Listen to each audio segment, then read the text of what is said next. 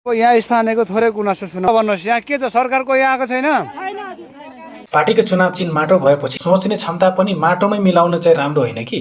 सोच्ने क्षमता कमसे कम चाहिँ अलिक माथि उठाएर राख्नुपर्छ। किनभने हेर्नु, जब आर्यन राई चाहिँ यहाँ पुग्नुभएको छ, आर्यन राईले यहाँ पुगिसकेपछि अब उहाँ पनि अहिले सरकारमा हुनुहुन्छ, ठिकै छ, सांसद हो, उहाँको पार्टीको चाहिँ सत्ता त चाहिँ अहिले छैन, तर उहाँ चाहिँ सांसद त हुनुहुन्छ नि कमसेकम।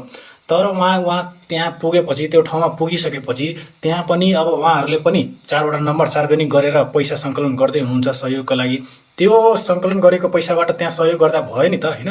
तर अहिले त्यहाँ उहाँ पुगेपछि अब सरकार आउँछ अनि सरकारले सहयोग गर्ने हो भनेर मात्रै चाहिँ भन्नुहुन्छ।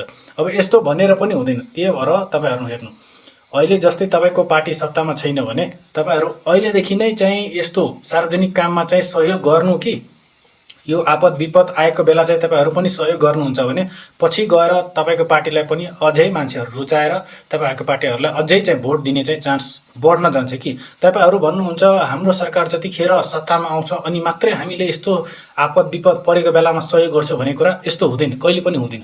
त्यही भएर तपाईँहरू पनि आफ्नो सोच्ने क्षमता चाहिँ अलिक माथि उठाएर राख्नु, यस्तो चिप थिङ्किङ नराख्नु।